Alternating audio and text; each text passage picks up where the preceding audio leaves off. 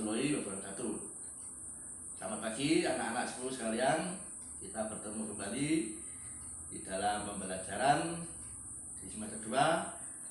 Di masa pandemi ini kita belajar melalui daring atau belajar online. Jadi anak-anak, kita harus bisa memanfaatkan waktu kita baik-baiknya. Anak-anak, mungkin pembelajaran ini tidak seperti biasanya, karena mungkin waktunya tidak seperti sebelumnya, waktu sebelum pandemi. Jadi mari anak-anak, saya kira kelihatannya semua sudah siap mengikuti, berarti hadir semua dalam kondisi sehat. Saya berharap semuanya sehat, bisa mengikuti pembelajaran hari ini dengan baik. Anak-anak, untuk pertemuan kali ini Pak Edi akan menyampaikan tentang materi menyadari pentingnya kedudukan dan fungsi Pancasila dalam kehidupan bernegara. Anak-anak, Pak Edi Wibowo sebagai guru BPKN di SMP Negeri 2 Batu senantiasa berharap anak-anak semua bisa menyadari dan memahami bagaimana pentingnya Pancasila di dalam kehidupan negara kita ini.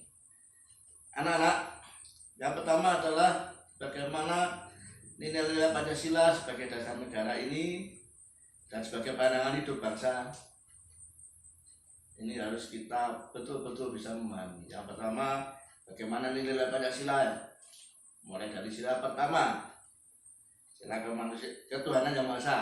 Sila yang kedua, kemanusiaan yang adil dan beradab. Sila ketiga, sila persatuan Indonesia. Sila keempat, kerakyatan yang dipimpin oleh hikmat kebijaksanaan dalam permusyawaratan dan perwakilan. Serta sila kelima, keadilan sosial bagi seluruh rakyat Indonesia.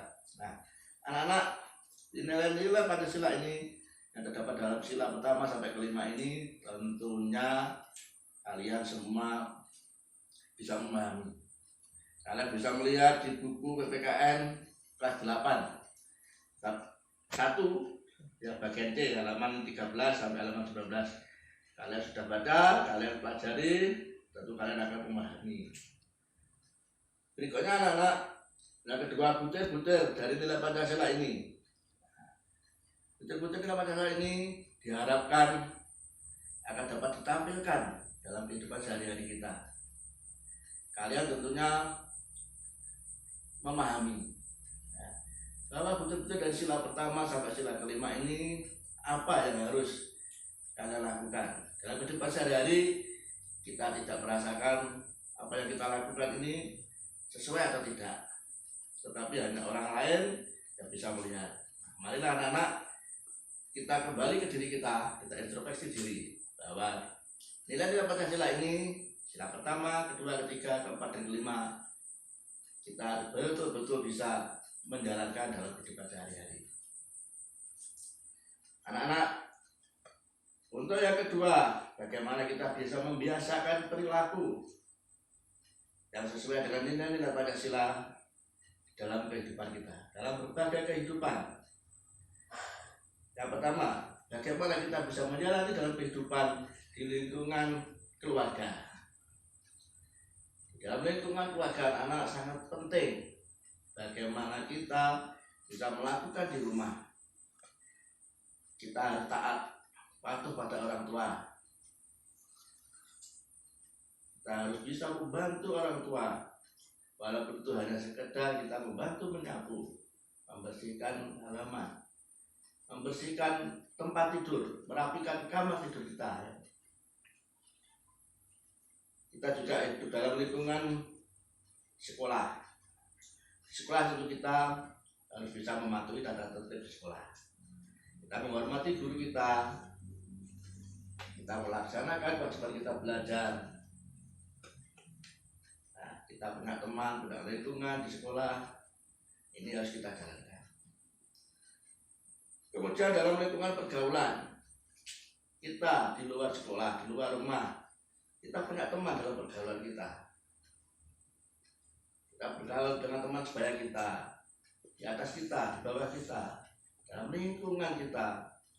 Nah, dalam pergaulan ini penting anak-anak, bagaimana kita bisa menghargai pendapat teman kita. Kita Kita jangan menang sendiri. Kita tidak boleh otoriter. Artinya apa? Apa yang ingin kita sampaikan selalu dengar orang, tapi kita tidak bisa mendengar orang lain, itu salah. Yang paling betul adalah bagaimana kita bisa mendengar orang lain, tidak bisa memaksakan kehendak kita. Jadi kita saling mengisi, saling berbagi. Kita ingin orang lain mendengarkan keinginan kita, omongan kita, tapi kita juga mendengarkan pendapat dari orang lain. Terlebih-lebih dalam lingkungan masyarakat.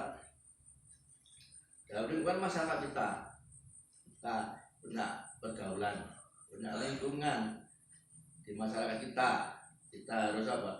Tidak mengganggu orang lain beribadah. Kita ikut membantu bekerja sama, gotong royong. Kalau ada kebersihan di hari Minggu, kita ikut bantu membersihkan. Kita ikut membantu memasang umbul-umbul. Pada waktu sekarang ini musim 17-an, kita membantu apa saja dalam lingkungan kita. Anak-anak, selebihnya anak-anak bagaimana?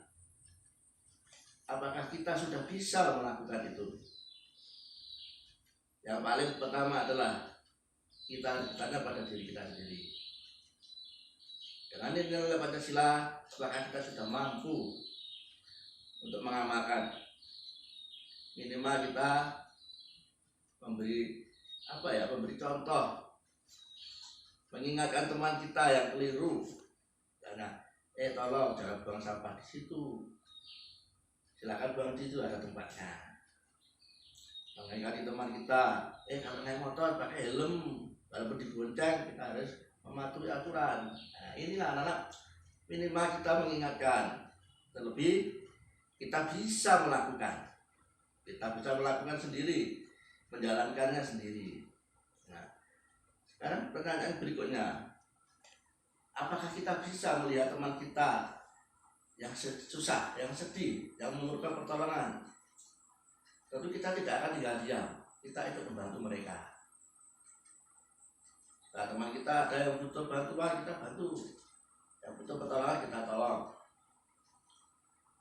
Nah, paling tidak kalau di masa sekarang ini, tidak semuanya memiliki HP, tidak semuanya memiliki handphone, tidak semuanya bisa mempunyai internet untuk menyelesaikan tugas. Nah, kita bisa berbagi misalnya.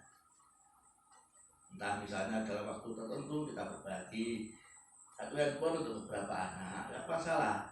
Kita harus bisa bertoleransi.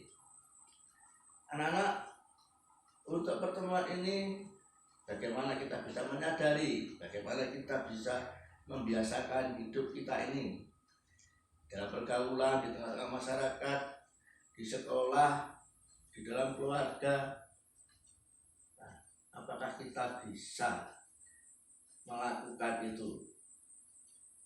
Tanya dalam diri kita, mari kita jawab dengan tindakan. Mari kita jawab dengan perbuatan. Anak-anak, untuk pertemuan berikutnya nanti, Pak Edi ingin mengajak kalian untuk kalian mengerjakan sesuatu, entah itu berupa video, entah itu berupa foto atau tulisan. Bagaimana kalian bisa melaksanakan pengamalan Pancasila dalam hidup sehari-hari di rumah. Selama minggu ke depan ini, silakan kalian mengerjakan sesuatu. Nanti pertemuan berikutnya kalian bisa melaporkan atau mempresentasikan hasil dari pekerjaan kalian. Terima kasih anak-anak, selamat belajar. Kalian kerjakan tugas, minggu depan kita ketemu kembali. Kalian sudah bisa mempresentasikan sesuatu yang hasil nanti kita bisa belajar bersama-sama.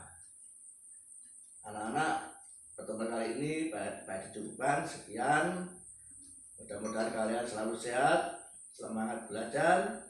Wassalamualaikum warahmatullahi wabarakatuh.